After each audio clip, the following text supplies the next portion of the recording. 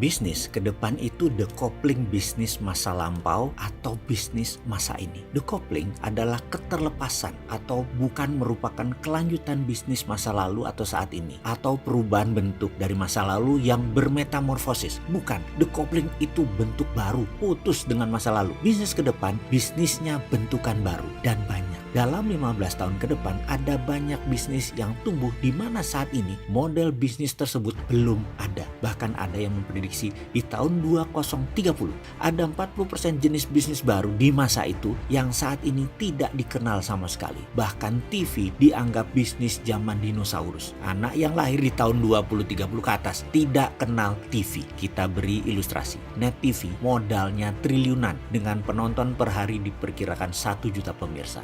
Bandingkan dengan Raffi Gigi di YouTube yang per hari penontonnya 5 juta pemirsa. Modalnya tidak lebih 1 miliar. Apa nggak bubrah itu dunia TV ke depannya? Bayangkan, ditambah lagi kalau 5G sudah mulai dipasarkan di dunia seperti saat ini. Tahun 2021 diperkirakan 50% gadget dunia adalah 5G, di mana speednya 10 kali lebih cepat dari 4G. 5G berbasis satelit bisa mengcover luas area yang tidak ada blank spotnya di mana-mana dan cepat. Bisa-bisa Telkom dan Telkomsel serta sejenisnya di tahun 2022 ke atas tinggal separuh omsetnya karena kita pakai 5G milik negara lain yang lebih murah. Maka YouTuber menjadi new content dan YouTube menjadi new TV. Anak-anak generasi Z yang disebut generasi digital murni ini adalah generasi hyper connected. Di tahun 2030 mereka merupakan 25% angkatan kerja dan ini punya gaya bisnis baru. Di tahun 2045 di mana Indonesia emas kala itu yaitu 100 tahun Indonesia merdeka, anak zaman Z merupakan 75% angkatan kerja produktif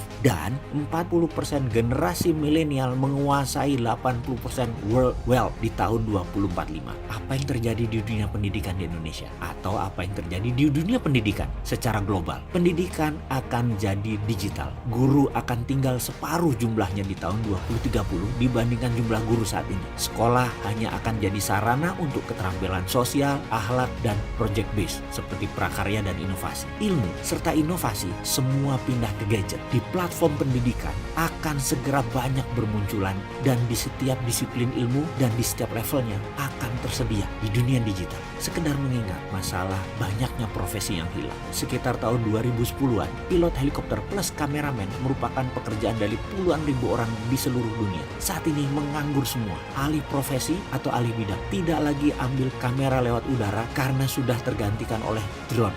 Drone mulai mengambil alih jatah GoFood dan supir ojol deliver di tahun 2025. Driverless car akan mengurangi jumlah sopir bis dan jumlah supir angkutan umum hingga 50% 10 tahun dari sekarang. Jadi, apa yang harus kita lakukan untuk generasi muda sekarang? Mulailah kuasai dunia digital, IT, IoT, AI, dan ciptakan sistem baru yang berhubungan dengan membuat hidup lebih mudah. Dan untuk saya pribadi, yang generasi X ini, saya harus belajar dengan generasi milenial dan generasi Z yang gak nyandak otak saya dengan kalian. Jujur, salut buat kalian.